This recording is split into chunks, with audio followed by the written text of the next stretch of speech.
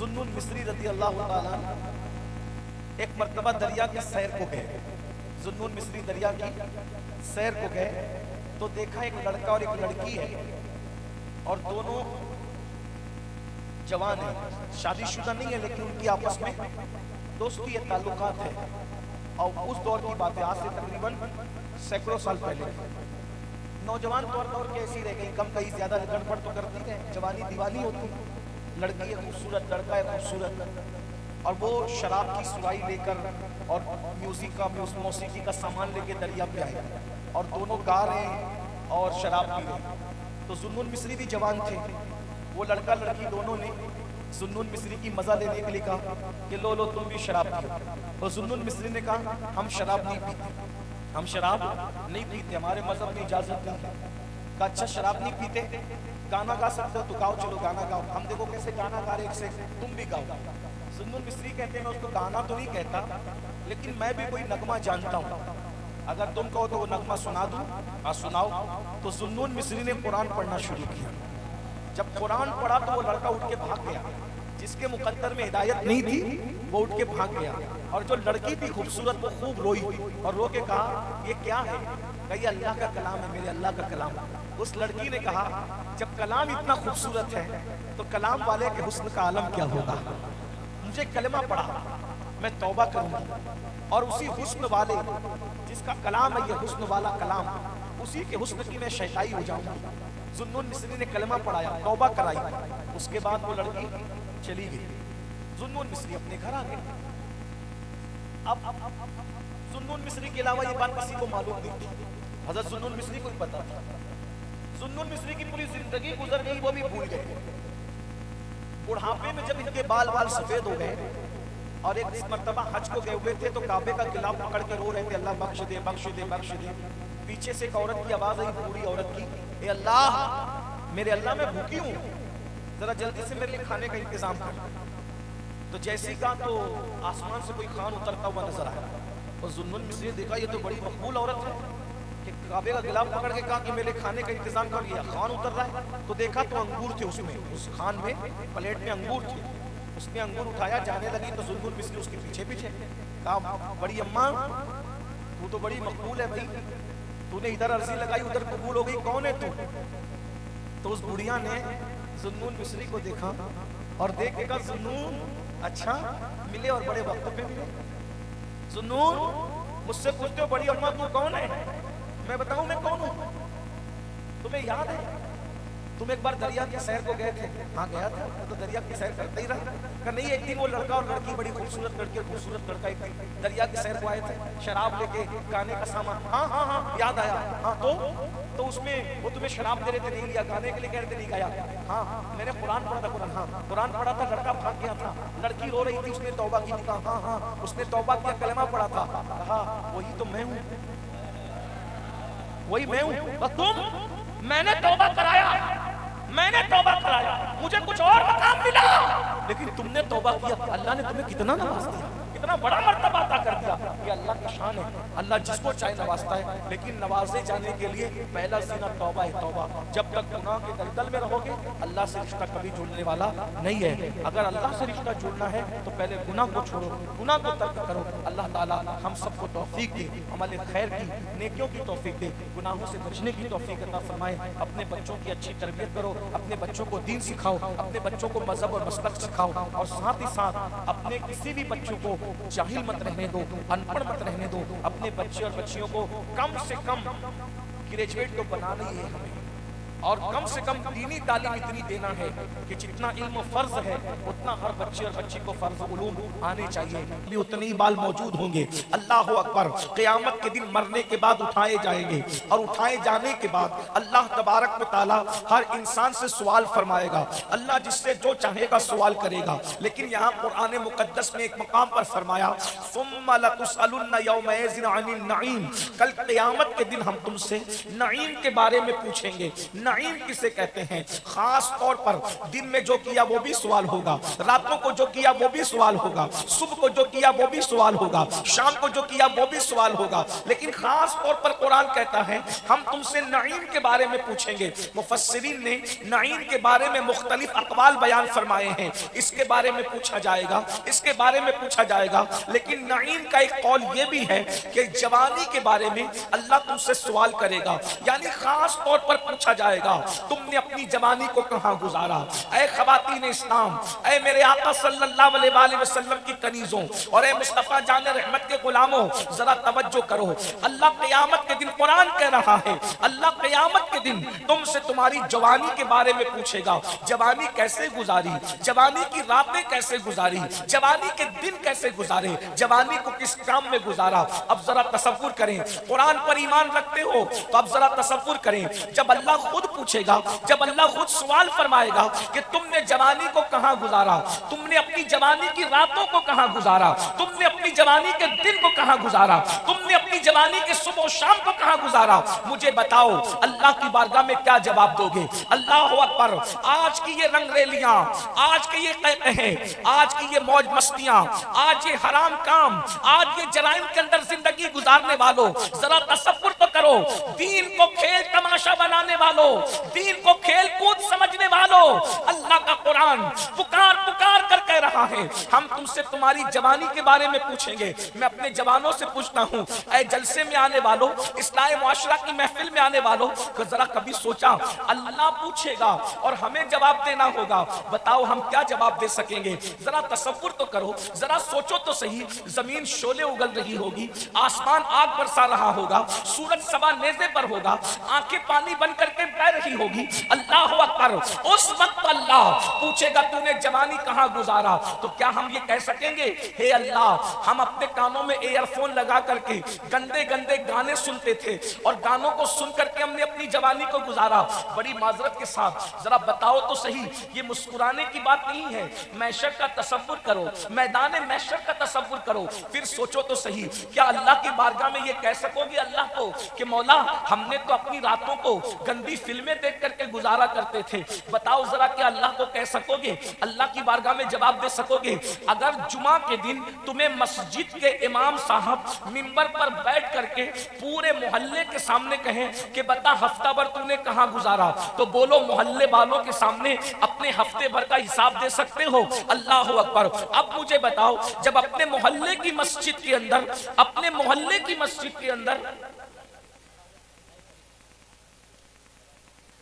سب لوگ سکون سے سن رہے ہیں، کوئی مسئلہ ہی نہیں، وہ ایکو کم کر دیجئے، آواز بڑھا دیجئے، اس لیے کہ بیان کے لیے ایکو کی ضرورت نہیں ہے، اور جو سن رہے ہیں ان کو تو سنائی دے رہا ہے، جو چلت فلت کر رہے ہیں تو ان کو تو کوئی سنا ہی نہیں سکتا۔ ایک بار درود شریف پڑھ لیں۔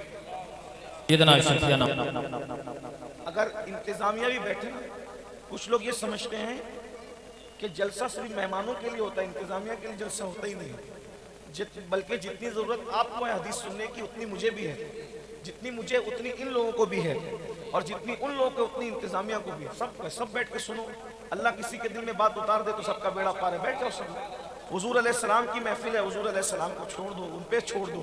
دیکھو انتظامیہ کتنی محنت کرتی ہے، کئی مہینے محنت کرتے ہیں آپ لوگ، تب کہیں جا کر ایسی محفل سجتی ہے، لیکن چونکہ آج کل ہندوستان میں ہمارے ہاں جلسے فیشن ہو گئے ہیں، رسم ہو گیا ہے، سال میں 1-2 جلسے کرو بس کرنا ہے، لیکن یاد رکھیے یہ جلسے تجارت نہیں ہے، یہ جلسے عبادت ہے۔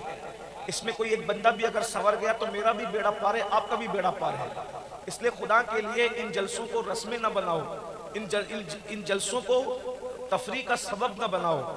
تھوڑی دیر مجھے جتنا ٹائم دیا آپ نے اتنی دیر تھوڑے سکون سے سن لو۔ مائک بہت اچھا ہے لیکن شاید مائک والے بھیا کو آپریٹ کرنا نہیں آ رہا ہے اس کو، وہ پھر ایکو شروع کر دیتا ہے۔ اب یہ سب جو ہے نا، یہ ایکو وغیرہ، یہ نعت خواں لوگوں کو سریلی آواز کے لیے ضرورت ہے، مقرر کے لیے تقریر کے لیے ایکو کی ضرورت نہیں ہے۔ آپ اس کو نارمل کر دیجئے، بس میری آواز پہنچ جائے ان لوگوں تک، میرا آنا کامیاب ہے۔ ایک بار سب مل کر درود شریف پڑھ لیں آپ لوگ۔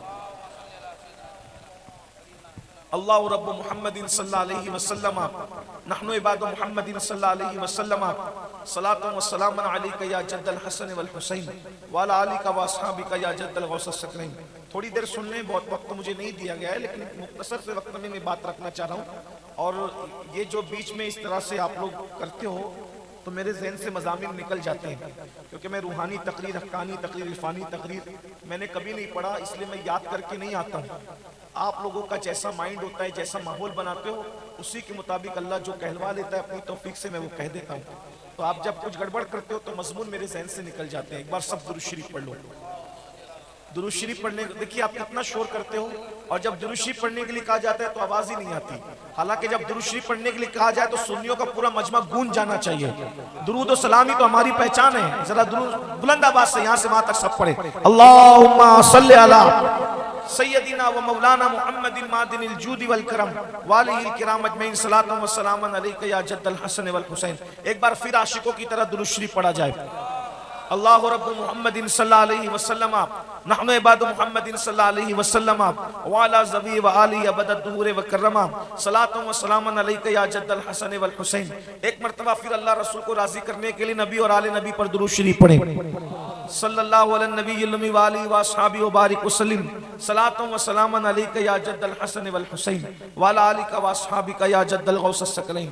تو آپ ذرا تصور کریں کہ مسجد کا امام منبر پہ بیٹھ کے جمعہ کے دن اگر ہم سے کہے کہ ایک ہفتے میں تم نے کیا کیا کیا، امین القادری بتاؤ تم نے ایک ہفتے میں کیا کیا، تو بولو اپنے محلے والوں کے سامنے کیا میں اپنے ایک ہفتے کے اعمال کا جواب دے سکتا ہوں؟ اور اگر میں نے جواب دے دیا تو کیا میں عزت کے ساتھ محلے میں رہ سکتا ہوں؟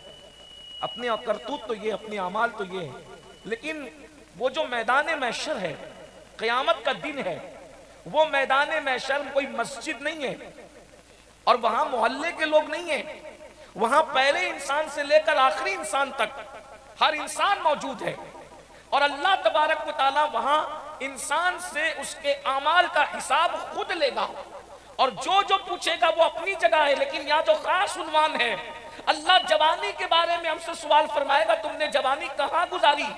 تھوڑا تصور کرو، اللہ کے قرآن پر اگر ایمان لائے ہو تو کیا اللہ کو یہ جواب دو گے کہ رات کے 3 بجے تک زنا کی فلمیں دیکھتے تھے، رات پر گانے اور غزلیں سنتے تھے، عورتوں پر پاپ کی نظریں ڈالتے تھے، یہاں تک کہ کچھ بدبخت ہمارے درمیان ایسے بھی ہیں کہ جنہوں نے جوانی کی دہلیز پر قدم رکھنے کے بعد لڑکیوں سے ناجائز تعلقات قائم کیے، اس کو فیشن بنایا، اللہ اکبر، اور پھر زنا کے اڈے پر تک پہنچ گئے۔ اللہ کے سچے رسول صادق و مصدوق مصطفیٰ جان رحمت صلی اللہ علیہ وآلہ وسلم ارشاد فرماتے ہیں، اللہ اکبر، جب کوئی مرد یا کوئی عورت زنا کرتے ہیں اور زنا میں مبتلا ہوتے ہیں تو اللہ کے رسول علیہ السلام فرماتے ہیں کہ اس کے دل سے ایمان ایسے نکل جاتا ہے جیسے انسان کرتا اتار دیتا ہے، ویسے اس کے دل سے ایمان نکل جاتا ہے اور اس کے اوپر چھتری کی طرح سایہ فگن ہو جاتا ہے۔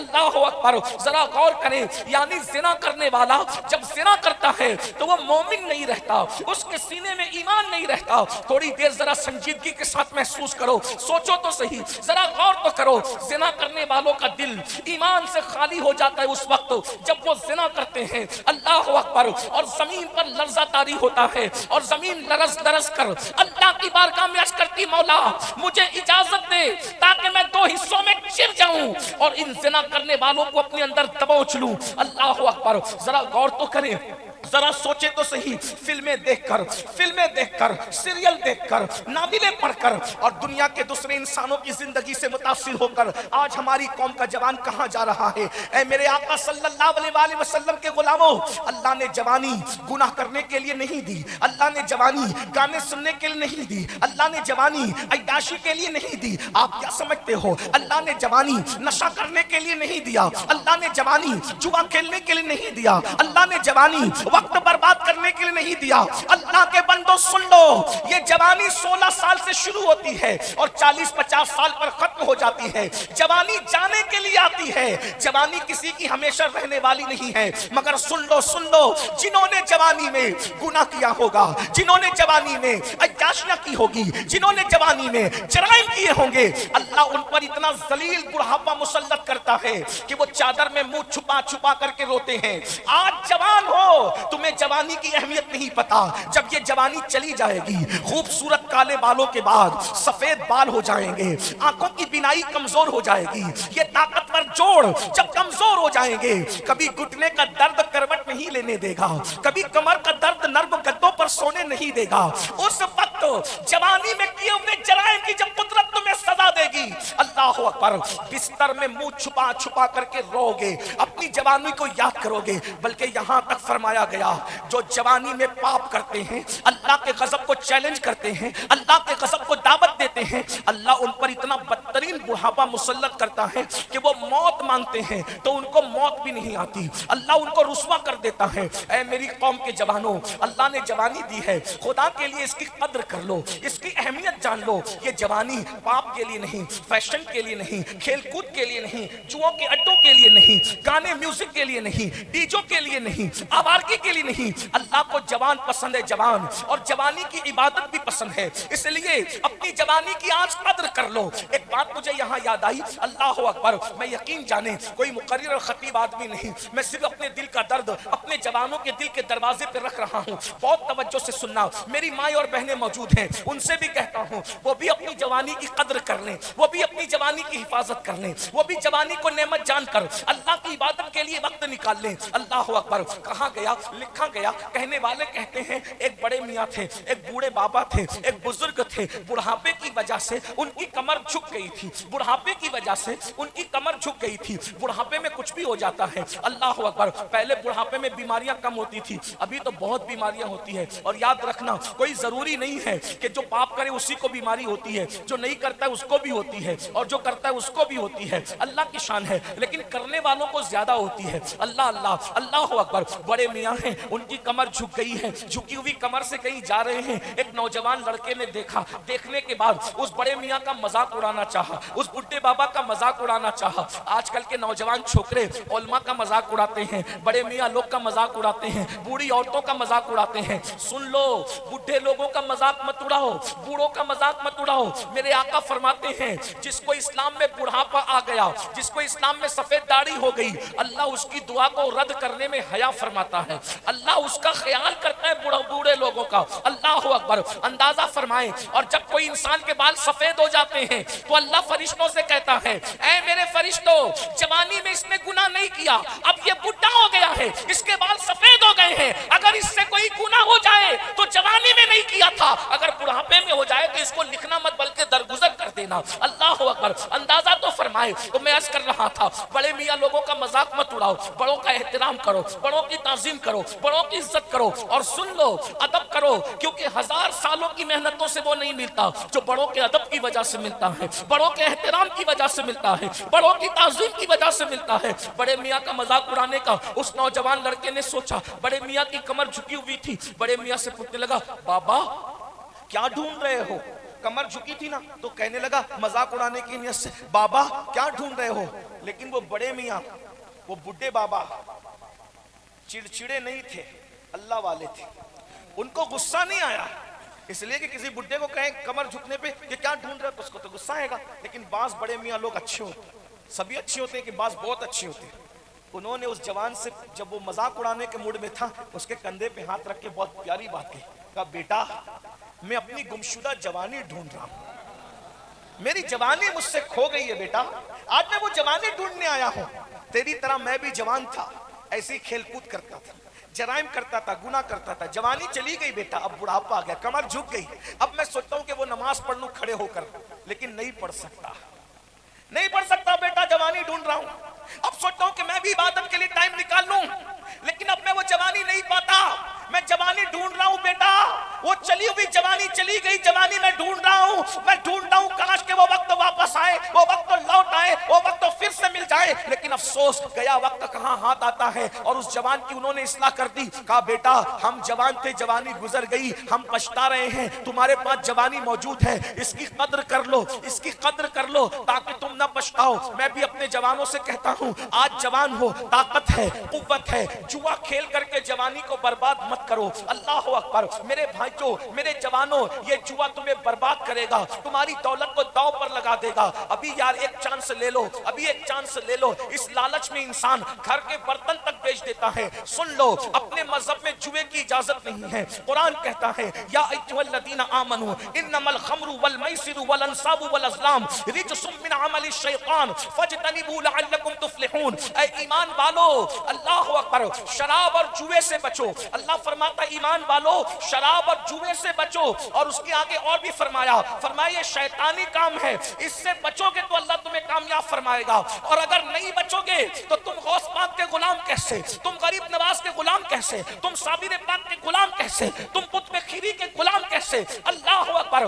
امام غزالی لکھ رہے ہیں, دل کے کانوں سے سنو, حجت الاسلام امام غزالی لکھتے ہیں کہ جس نے جوے کے آلات کو اپنے ہاتھ میں لیا گویا اس نے اپنے ہاتھوں کو سور کے خون میں رنگ لیا. جس نے جوے کے آلات کو, موبائل میں 3 پتی گیم کھیلنے والوں, ایک دوست کلکتہ میں بیٹھا, ایک سعودی میں بیٹھا, ایک لکھیم پور میں بیٹھا, ایک لکھنؤ میں بیٹھا, سب مل کر انٹرنیٹ کی وجہ سے جو وہ جوا کھیلتے ہو. سن لو, قیامت کے دن تمہارے ہاتھ جوا کھیلنے والوں غزالی کے قول کے مطابق سور کے خون میں رنگے ہوں گے, خنزیر کے خون میں رنگے ہوں گے. اب تمہارا نقصان کیا ہوگا, اس نقصان کو بھی سن لو. یہ جلسے میں حضرت پیر سید وجیہ الدین صاحب موجود ہیں, علماء موجود ہیں, مشائخ موجود ہیں, مرکزی صاحب موجود ہیں, شورا موجود ہیں. بولو تمہاری تمنا ہے جلسہ ختم ہو تو ہاتھ چومے, جلسہ ختم ہو تو ہاتھ چومے, یہی نا. اور جن کو ہاتھ چومنے کا موقع مل جائے, سیدوں کا, علماء کا, نائبین رسول کا, آل رسول کا, کئی دن تک خوشی مناتے ہیں. ہم جلسے میں گئے تھے,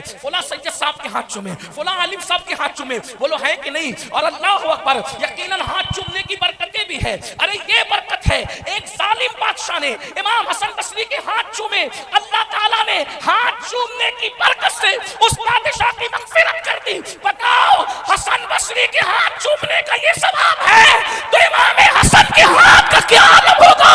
اور جب حسن کے ہاتھ کی یہ شان ہے تو ان کے بابا علی کے مرتضیٰ کے ہاتھوں کی شان کا عالم کیا ہوگا. نعرہ تکبیر, نعرہ رسالت.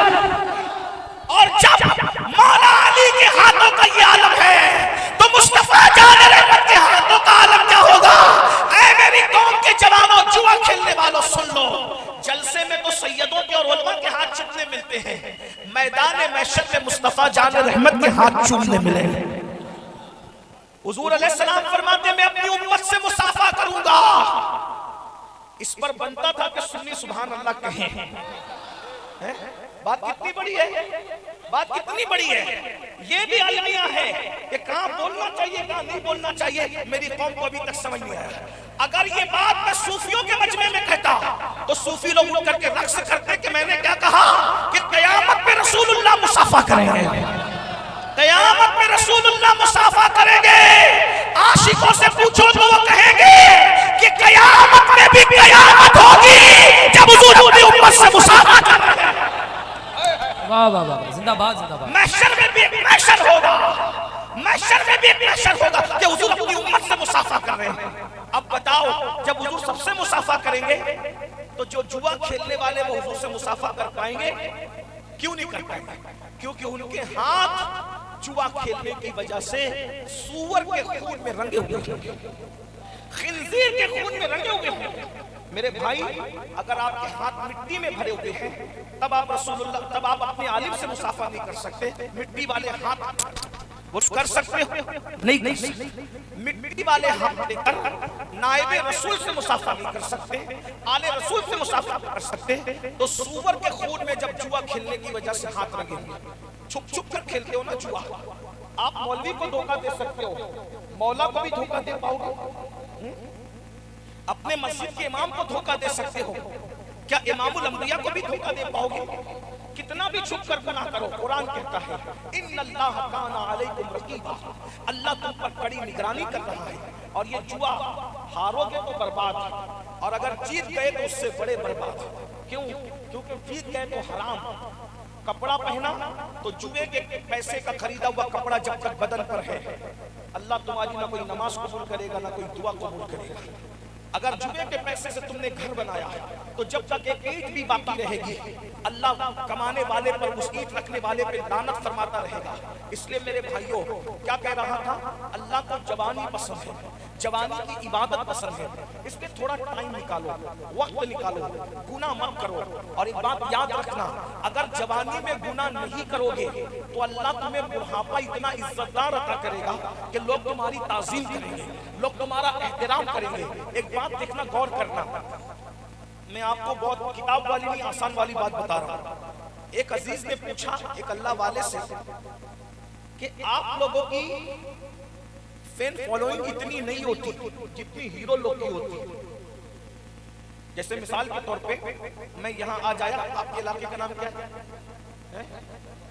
دیوبا پور، لکھیم پور کے پاس دیوبا پور، ہزاروں لوگ موجود ہیں، اچھی بات ہے. لیکن اگر کوئی ممبئی کے نچنیا خان صاحب یہاں آتے تو اس سے زیادہ لوگ ہوتے کہ نہیں ہوتے. اب بھی ایک مسلک کے لوگ اور ایک مذہب کے لوگ موجود ہیں، اس میں ہر مسلک کے ہوتے، ہر مذہب کے ہوتے ہے نا. جو ہیرو لوگ آئیں گے تو ان کے لیے تو سبھی آئیں گے، تو ہم سے زیادہ ان لوگوں کی شہرت. تو ایک اللہ والے سے کسی نے کہا کہ آپ لوگ تو بڑے اللہ والے بنتے ہو، اور تم سے زیادہ شہرت اور عزت تو ان کی ہے، لوگ ان کے پیچھے کتنا بھاگتے ہیں. تو تم میں اور ان میں فرق کیا ہے؟ تم میں اور ان میں فرق کیا ہے؟ تو اللہ والے نے فرمایا بیٹا، وہ جیسے جیسے بوڑھے ہوتے جاتے ہیں ان کی مقبولیت کم ہوتی جاتی ہے. وہ جیسے جیسے بوڑھے ہوتے جاتے ہیں ویسے ان کی مقبولیت کم ہوتی جاتی ہے، اور ہماری مقبولیت بڑھتی جاتی ہے. حتیٰ کہ جب وہ مر جاتے ہیں تو ان کے جنازے میں 10-20 لوگ بھی شریک نہیں ہوتے. ہم مرتے ہیں تو پھر تاج الشریعہ کے جنازے کی طرح، جب ہم مرتے ہیں تو مفتی اعظم کے جنازے کی طرح، جب ہم مرتے ہیں تو سیدنا احمد ابن حنبل کے جنازے کی طرح، جب ہم مرتے ہیں تو سیدنا امام اعظم کے جنازے کی طرح. تو بھی آتے ہیں اور دشمن بھی آتے ہیں.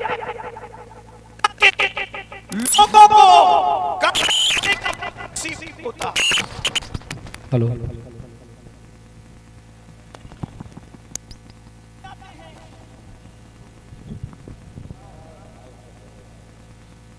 درود شریف پڑھ لیں. رب صلی وسلم دائما ابدا علی حبیبک خیر الخلق کلہم، صلاۃ و سلام علیک یا رسول اللہ صلی اللہ تعالی علیہ وسلم. اور جنازے تک یہ معاملہ ختم نہیں ہوتا، بلکہ جیسے جیسے دن گزرتے جاتے ہیں مقبولیت بڑھتی جاتی ہے. اس کا آسان سا اگر دیکھنا ہے تو دیکھ لو.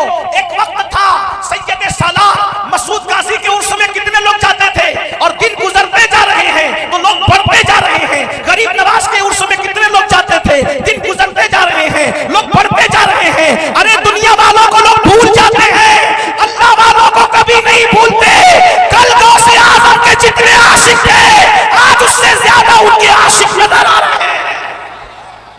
اللہ سے وفاداری کرو. اللہ سے وفاداری کرنے کا فائدہ یہ ہے کہ مرنے کے بعد بھی لوگ بھولا نہیں کرتے ہیں. اس لیے تھوڑا وقت نکالو، نماز کے لیے ٹائم نکالو. آج میری قوم کے جوان نماز کے لیے ٹائم نہیں نکالتے، حالانکہ ایک وقت کی نماز کو صرف 10 منٹ کا ٹائم لگتا ہے. بولو 10 منٹ سے زیادہ کا ٹائم لگتا ہے؟ نہیں لگتا. میرے بھائیو اللہ اکبر، جب کوئی جوان صبح کے وقت اللہ کی عبادت کرتا ہے، جب کوئی جوان صبح کے وقت اللہ کی عبادت کرتا ہے تو میرے آقا فرماتے ہیں اس جوان کو اللہ بوڑھوں پر ایسی فضیلت دیتا ہے جیسے اللہ نے رسولوں کو لوگوں پر فضیلت عطا فرمائی ہے. اتنا بلند مقام دیتا ہے اللہ جوانی کی عبادت کا. اور پھر یاد رکھنا، آج میرے جوانوں نے سوچا جوانی کا مطلب پوائنٹنگ کرنا، جوانی کا مطلب چھیڑ چھاڑ کرنا، جوانی کا مطلب آوارگی کرنا. لیکن ایک بات میں آپ کو بتاؤں، جوانی کا اصل لطف لینا ہے تو نیکی کر کے دیکھو، پرہیزگاری کر کے دیکھو، تقوی اختیار کر کے دیکھو. آپ نہیں جانتے حضرت سیدنا سعد بن ابی وقاص فرماتے ہیں کہ میرے چہرے پر داڑھی کے بال بھی نہیں نکلے تھے، میں بالکل کڑیل جوان تھا، 16-17 سال کا جوان، اور میں نے جنگ احد میں شرکت کی تھی. سعد بن ابی وقاص کہتے ہیں میرے چہرے پہ داڑھی کے بال بھی نہیں نکلے تھے، اور میں رسول اللہ پر آنے والے تیر کو اپنے سینے پہ روکتا تھا. اسی طریقے سے دیکھیں بدر و احد میں جنہوں نے بڑے بڑے کارنامے انجام دیے وہ سب کے سب جوان تھے. اللہ اکبر. اور کیسے جوان تھے؟ سارے صحابہ جوان تھے. اسی لیے میرے آقا فرماتے ہیں اے لوگوں، اللہ اکبر، جوانوں کی عزت کرو. آقا کی حدیث ہے، آقا فرماتے ہیں لوگوں جوانوں کی عزت کرو، جوانوں کی قدر کرو، جوانوں کو اہمیت دو. اس لیے کہ جب میں نے نبوت کا اعلان کیا تو مکے کے بڈھوں نے مجھے جھٹلایا، میری بات کو رد کر دیا. لیکن جب میں نے نبوت کا اعلان کیا تو مکہ کے جوانوں نے میری دعوت کو قبول کیا اس لیے جوانوں کی عزت کی جائے گی، کیونکہ اسلام سب سے پہلے جس نے قبول کیا تھا وہ سب جوان لوگ تھے۔ صدیق اکبر جوان، زید بن حارثہ جوان، سعد بن ابی وقاص جوان، فاروق اعظم جوان۔ اللہ اکبر، بدر میں 70 کافروں کو مارا گیا، لیکن تنہا جس نے 35 کو جہنم میں ڈالا تھا وہ سب جوانوں کا جوان تھا، جسے دنیا حیدر کرار کہتی۔ وہ تو ایسے جوان تھے کہ میرے آقا فرماتے ہیں لا فتح الا علی، لا سیف الا ذوالفقار، کہ ذوالفقار جیسی کوئی تلوار نہیں ہے اور علی مرتضیٰ جیسا کوئی جوان نہیں ہے۔ یہ سب جوان لوگ تھے، لیکن آج جوانی کو نشے میں بھنگ کر دیا گیا۔ باضابطہ طور پر ایک منصوبہ ہے لوگوں کا، منصوبے کے ساتھ مسلم جوانوں کے اندر نشے کو پرموٹ کیا جا رہا ہے۔ مسلم بستیوں میں نشہ دواؤں کے ذریعے، ایم ڈی کے ذریعے، بھنگ کے ذریعے، چرس کے ذریعے، حقے کے ذریعے یہ نشہ عام کیا جا رہا ہے۔ پتہ ہے اس لیے کہ دنیا کو تمہارے ٹیلنٹ سے بہت خوف ہے۔ جتنا ٹیلنٹ اللہ نے مسلمانوں کو دیا ہے، میں کوئی تفریق یا فرقہ واریت کی بات نہیں کروں، میں سچی بات کروں، جتنا ٹیلنٹ اللہ نے مسلمانوں کو دیا کسی کو نہیں دیا۔ وجہ کیونکہ مسلمانوں کے دل کے تار زندہ کتاب قرآن سے ملتے ہیں، مسلمانوں کے دل کے تار زندہ نبی مصطفیٰ جان رحمت سے ملتے ہیں، مسلمانوں کے دل کے تار زندہ خدا کی رحمت سے ملتے ہیں، حی و قیوم سے ملتے ہیں۔ اس لیے اللہ نے ان کو بہت دماغ دیا، بہت ٹیلنٹ عطا فرمایا۔ آپ دیکھیے دور کیوں جاتے ہو، اس ملک ہندوستان کو جس نے ایٹمی طاقت دی کون تھا؟ کلمے کا انکار کرنے والا تھا یا کلمہ پڑھنے والا عبدالکلام تھا؟ اس ملک ہندوستان کو جس نے تاج محل دیا کلمہ پڑھنے والا تھا یا کلمے کا انکار کرنے والا تھا؟ اس ملک کو جس نے لال قلعہ دیا کلمے کا انکار کرنے والا تھا یا کلمہ پڑھنے والا تھا؟ اس ملک میں جس نے ایران سے صنعت اور حرفت لا کر کے ہندوستان والوں کو کپڑے بننا سکھایا، ہندوستان والوں کو قالین بننا سکھایا، ہندوستان والوں کو موتیوں کا ہار بنانا سکھایا، وہ کلمے کا انکار کرنے والا تھا یا ٹیپو سلطان کی شکل میں کلمہ پڑھنے والا تھا؟ ذرا تحقیق تو کیجئے۔ ہندوستان میں قالین کا جو تصور آیا ہے، اسی طریقے سے صنعت و حرفت کا جو تصور آیا ہے اواخر کے اندر، اسی طرح دیکھتے چلے جائیے میرے بھائیو۔ یہاں جو خوبصورت عمارتیں ہیں، اللہ اکبر، ہندوستان کو سجانے سے لے کے سنوارنے تک، سنوارنے سے لے کے سونے کی چڑیا بنانے تک، سونے کی چڑیا بنانے سے لے کے بچانے تک، حتیٰ کہ 1857 میں انقلاب کی آواز اٹھانے تک، تحریک ریشمی رومال چھیڑنے تک، بھارت چھوڑو کی آواز لگانے تک، 1947 میں ہند کو آزاد کرانے تک، ذرا چیک تو کرو اللہ اکبر کہ سب سے زیادہ محنتیں کس کی ہے؟ یہ سب کلمہ پڑھنے والے لوگ تھے۔ اگر انقلاب کی آواز کسی اور نے لگائی ہے تو اس کی اپنی مادری زبان میں وہ لگاتا۔ انقلاب خود بتا رہا ہے کہ کسی کلمہ پڑھنے والے کی زبان سے نکلا ہوا جملہ ہے۔ اللہ اکبر، تحریک ریشمی رومال اس طریقے سے دیکھتے چلے جائیے۔ سب سے پہلے دلی کی جامع مسجد میں جمعہ کے دن نماز جمعہ کے بعد کھڑے ہو کر جس نے انگریزوں کے خلاف جہاد کا فتویٰ دیا تھا، مسجد میں دیا تھا نا، تو مسجد کلمہ پڑھنے والوں کی ہوتی ہے، کلمے کا انکار کرنے والوں کی ہوتی ہے۔ اسی کلمہ پڑھنے والے کو دنیا فضل خیر آبادی کے نام سے جانتا ہے۔ ارے جس نے ٹینک سے اپنا سینہ لڑا کر کے شہید ہو گیا ملک کی خاطر، اس اشفاق اللہ خان کا تعلق کلمہ پڑھنے والوں سے تھا یا کلمے کا انکار کرنے والوں سے تھا؟ ذرا چیک تو کیجئے، ذرا پتہ تو کیجئے۔ تمہارے ٹیلنٹ سے لوگوں کو بڑی تکلیف ہے، ان کو پڑھنے مت دو، جس دن یہ پڑھیں گے کوئی ان کا مقابلہ نہیں کر پائے گا۔ ان کو تجارت مت کرنے دو، جب یہ تجارت کریں گے تو تجارت کی منڈیوں پر ان کا قبضہ ہوگا۔ اتنے بھولے مت بنو، نادان مت بنو، اپنی جوانی کو آگ مت لگاؤ۔ ایک جوان صرف اپنے ماں باپ کی اولاد نہیں ہوتا، وہ پوری امت کا سرمایہ ہوتا ہے، وہ پوری ملت کا سرمایہ ہوتا ہے۔ تمہیں انٹرنیٹ پر زنا کے مناظر کے سوا کچھ نہیں دکھتے؟ اتنی گندی سوچ تمہاری کب سے ہو گئی؟ ایک وقت وہ تھا تم نے اندلس کے ساحلوں پر کشتیاں جلا کر کے لوگوں کو بتایا تھا یا تو مر جائیں گے یا تو مذہب کا پرچم لہرا دیں گے۔ تمہاری طہارت اور تقوی کا عالم یہ تھا۔ ابھی مولانا نے فلسطین کا ذکر چھیڑا، دل خون کے آنسو رو رہا تھا اور آنکھیں بھی کچھ اس کا اظہار کر رہی تھی۔ آپ جانتے ہیں زمین کے اوپر کسی قوم کا خون کب ہوتا ہے؟ جب اس قوم کا جوان عیاش اور آوارہ ہو جاتا ہے۔ جس قوم کا جوان زانی ہو، شرابی ہو، آوارہ ہو، عیاشی کرے، اس قوم کو خاک و خون میں تڑپایا جاتا ہے، اور جس قوم کا جوان راتوں کو اپنے گناہوں کو یاد کر کے مصلی پہ روتا ہے، اس قوم کی تاریخ سنہری حرفوں سے لکھی جاتی ہے، سنہری حرفوں سے ان کی تاریخ لکھی جاتی ہے۔ مولانا نے فلسطین کا ذکر کیا، فلسطین ابھی فتح ہوتا ہے، اپنا کردار بدلو، جو کام تلواریں نہیں کرتی وہ کام کردار کرتا ہے۔ لیکن تم کیا فلسطینیوں کی حمایت کرو گے؟ جو اپنی بہن کا مستقبل نہیں سوچ سکتا، وہ فلسطین میں بیوہ ہونے والی عورتوں کا مستقبل کیا سوچے گا؟ جس کی باپ کی نگاہوں سے اس کی سالی محفوظ نہیں، وہ کسی کی لٹنے والی آبرو کی حساسیت کو کیا محسوس کر سکتا؟ جو اپنے بھائی کی مدد کے لیے عید کے کپڑوں کے لیے تیاری نہیں کر سکتا، وہ سگنلوں پر بھیک مانگنے والی عورتوں کی کیا مدد کر سکے گا؟ تم تو خود غرض ہو گئے، تمہیں خود غرضی کے علاوہ آتا کیا ہے؟ اگر جملے تلخ لگے تو معاف کرنا، جو قوم اپنی اللہ کا حق ادا نہیں کر سکتی، وہ اپنی ماں کا حق ادا کریں گے، وہ اپنی بہن کا حق ادا کریں گے، وہ دوسرے ملکوں میں بیٹھے ہوئے ایک ایک مہینے کی مسافت پر فلسطینیوں کے مظلوموں کا کیا حق ادا کریں گے؟ جو اپنی اللہ کی محبت میں 10 منٹ کی نیند قربان نہ کر سکے، وہ اپنی جانیں کیا قربان کر سکیں گے؟ بڑی معذرت کے ساتھ آج تو کھانے پینے سونے اور گناہ کرنے کے علاوہ تمہیں کچھ سوچتا ہی نہیں، عورتوں کو باپ کی نظروں سے دیکھنے کے علاوہ تمہیں کچھ سوچتا ہی نہیں۔ بڑی معذرت کے ساتھ سب سے محبوب مشغلہ ہے حسن کو تکنا، حسن کو دیکھنا۔ آؤ جوانوں کا کردار کیا تھا، بات ختم کرتے کرتے، بات اینڈ کرتے کرتے بتا دوں، یاد رکھنا صرف منقبتوں سے اور نظموں سے حالات نہیں بدلنے والے، صرف نعروں اور جلسوں سے حالات نہیں بدلنے والے، صرف درد بھری باتوں سے اور تحریروں سے حالات بدلنے نہیں والے، جب تک کہ تم کردار کے قاضی نہ بنو۔ بڑی باتیں کر لی ہے، ارے تمہاری بیٹیاں جن کو اللہ و رسول نے مسجد میں جانے سے روکا تھا، آج تمہاری بیٹیاں بیوٹی پارلر تک جا رہی ہیں، تمہیں شرم نہیں آتی؟ شادی کے موقع پر دلہنوں کو تم بیوٹی پارلر تک بھیجتے ہو۔ اللہ اکبر، جس مذہب میں عورتوں کو مسجد جانے کی اجازت نہیں، اس قوم کی بیٹیاں بننے سنورنے کے لیے بیوٹی پارلر تک جائے گی، مہندی لگانے تک بیوٹی پارلر تک جائے گی۔ جو قوم کی بیٹیاں نبی کے ہاتھ میں، توجہ، نبی کے ہاتھ میں ہاتھ نہیں دے سکتی، جو قوم کی بیٹیاں نبی کے ہاتھ میں ہاتھ نہیں دے سکتی، مصافحہ نہیں کر سکتی، وہ بیٹیاں اجنبی مردوں کے ہاتھ میں ہاتھ دے کے چوڑیاں پہن رہی ہیں۔ دین کہاں ہے؟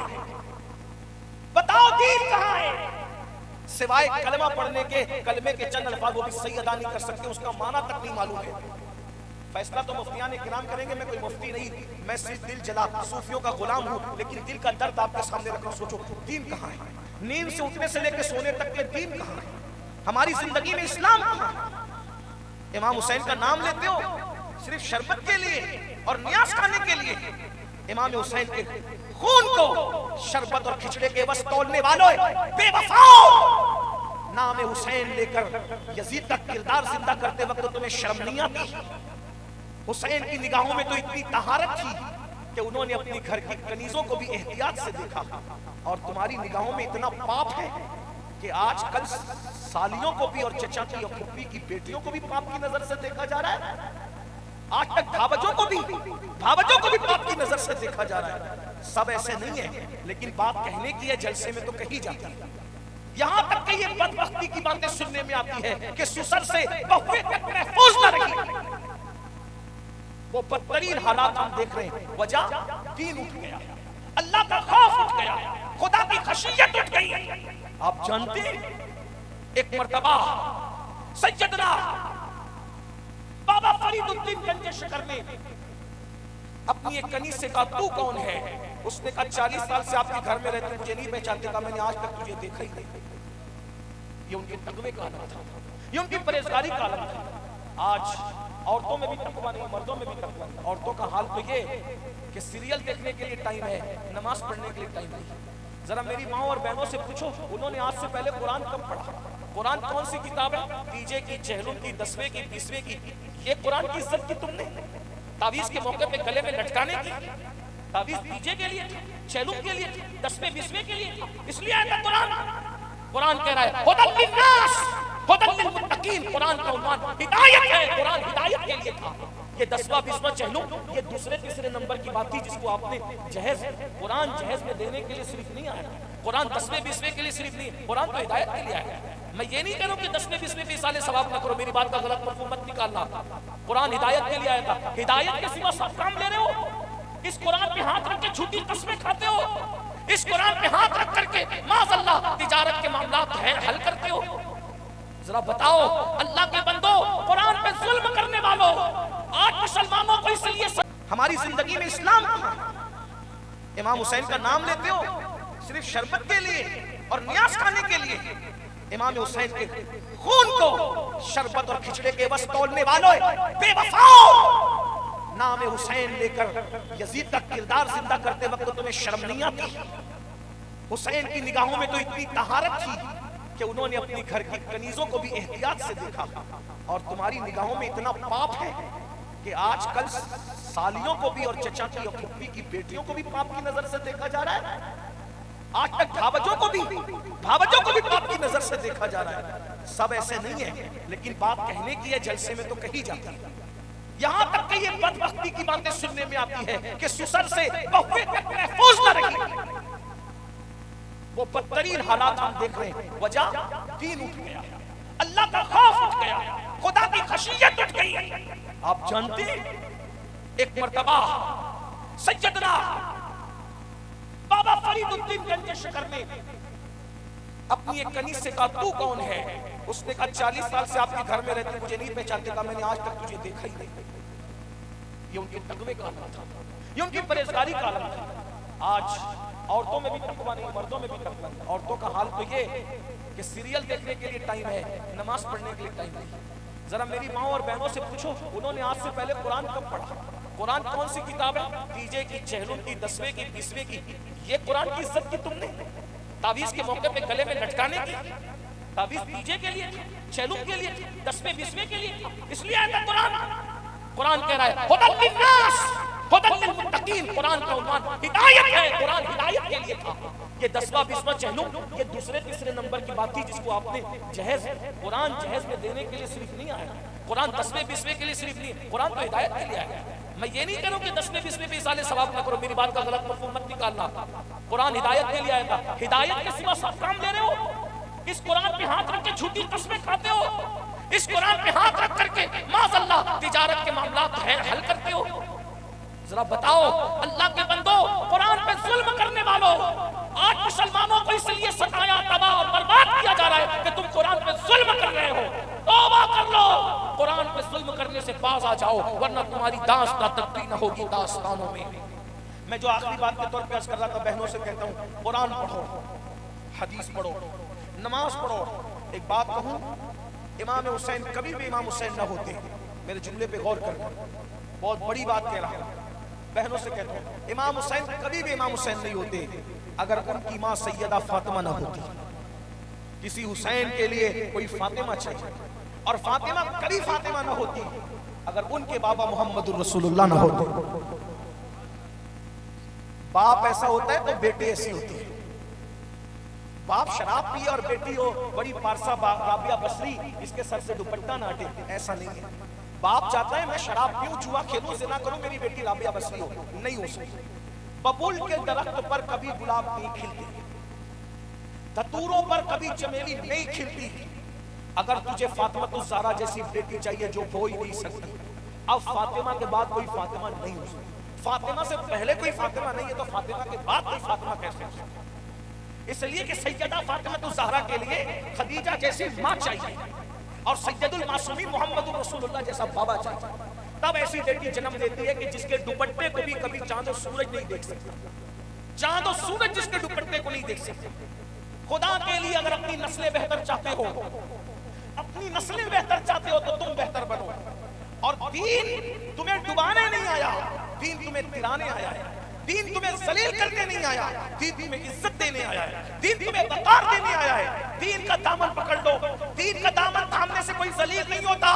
عرب کے بوریا نشینوں نے جب دین کا دامن پکڑا، اللہ نے انہیں کیسر و کسرا کا تاجدار بنا دیا۔ میرے بھائیوں، میں بات صلاح الدین ایوبی کی کر رہا تھا، صلاح الدین ایوبی یہ کون جوان ہے پہلے میں تمہیں بتا دوں۔ کچھ لوگ یہ بھی کہتے ہیں جلسوں سے کیا ہوتا ہے، میں کہتا ہوں جلسے ہی کی بنیاد ہے صلاح الدین ایوبی۔ حالانکہ آج کل کی طرح جلسے نہیں ہوتے ہوں گے وہ، لیکن بہرحال کہیں نہ کہیں اس کا تعلق ہے۔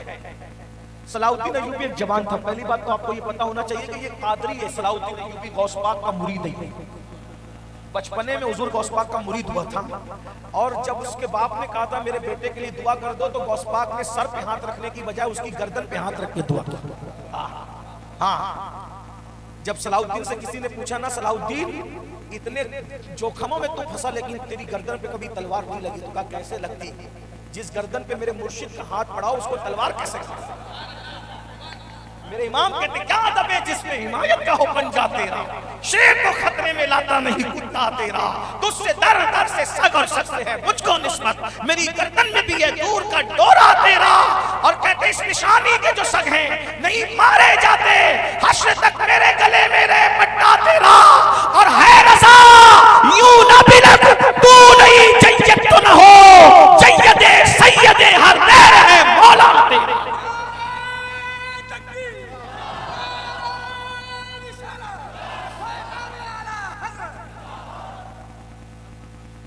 गौस पाक का मुरीद है सलाउद्दीन, जवान था।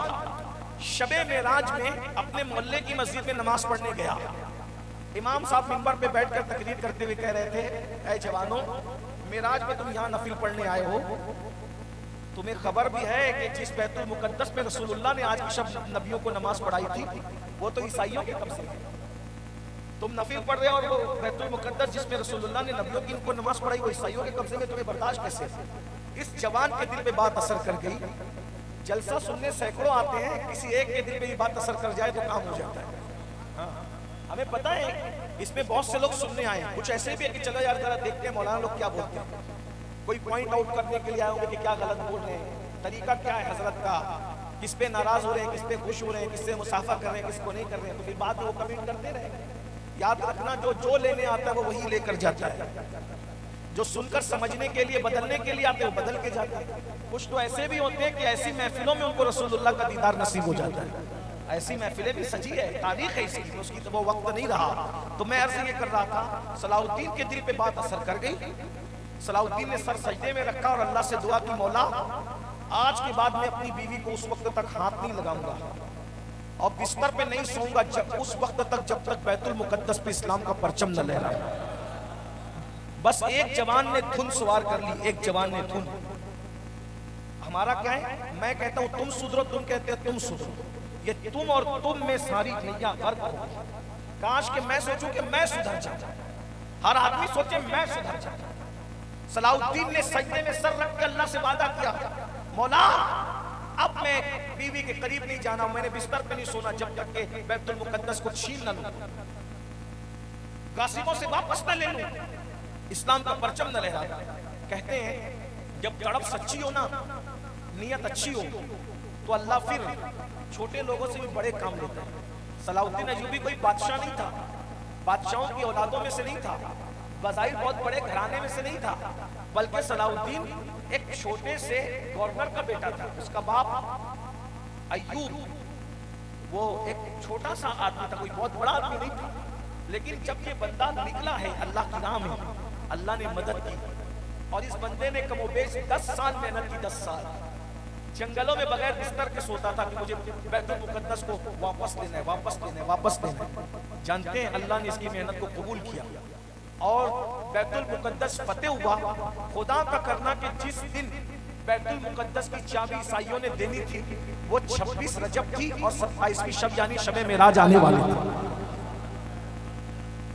जवान अगर कुछ करने पर आ जाए तो वो करते नहीं। तेरा नशेमन कसर सुल्तानी के गुंबद पर तू शाही है बसेरा कर पहाड़ों की चट्टानों में। उकाबी रूह जब बेदार होती है जवानों में, नजर आती है उनको अपनी मंजिल आसमानों में। तुम्हारे इसी टैलेंट से लोगों को डर लगता है। इनमें कोई सलाउद्दीन अय्यूबी पैदा मत होने दो। इनको नशे का आदी बनाओ, जुए का आदी बनाओ, लड़कियों का आदी बनाओ। इनको दीन के करीब मत जाने दो, इनको उलमा के करीब मत जाने दो, इनको सच्चे पीरों के करीब मत जाने दो, इनको अल्लाह वालों के करीब मत जाने दो, इनको कुरान और कुरानी तालीमात के करीब मत जाने दो। इनको फैशन परस्त बना दो, मगरिब ज़दा बना दो, इनको उलझा करके रख दो। उलझ गए हो मेरे भाइयों, गुनाहों में उलझ गए हो, निकलो गुनाहों के दलदल से निकलो। जिंदगी का मकसद समझो, दुनिया में आने का मकसद समझो। मेरे भाई गुनाह में लज्जत तो है मगर इज्जत नहीं है, गुनाह में कभी सुकून नहीं है। जहां गुनाह है वहां फना है। बदल डालो अपनी जिंदगी को, नई जिंदगी का आगाज करो। सलाउद्दीन अय्यूबी को 26 रजब को, रजबुल मुरज्जब की 26 तारीख को ईसाइयों ने कहा चाबी ले जाओ, बैतुल मुकद्दस तुम्हारा है। लेकिन एक शर्त है, ہم چابی جب دیں گے تو استقبال کے لیے ہماری بیٹیاں کھڑی رہے گی، اس سے گزر کے تمہیں جانا ہوگا۔ صلاح الدین ایوبی سمجھ گئے اسلام دشمن طاقتوں نے ہمیشہ مسلمانوں کو مشن سے ہٹانے کے لیے عورت کا سہارا لیا، لڑکی کا سہارا۔ آج انٹرنیٹ پر کیا ہے؟ لڑکیاں۔ صابن پر کیا ہے؟ صابن کے اوپر تصویریں کس کی؟ لڑکیوں کی۔ دواؤں پہ تصویریں کس کی؟ لڑکیوں کی۔ موبائلوں پہ لڑکیوں کی ننگی تصویریں اتنی عام کر دی ظالموں نے، کچھ محفوظ نہیں رہ گیا۔ لیکن جن کے دلوں میں عشق رسول ہے ان کی نگاہوں پہ کنٹرول ہے، ان کی سماعتوں پہ کنٹرول ہے۔ ہوا کیا؟ صلاح الدین سمجھ گئے کہ ہمیں مشن سے اور مقصد سے ہٹانا چاہتے ہیں، تو انہوں نے کیا کیا؟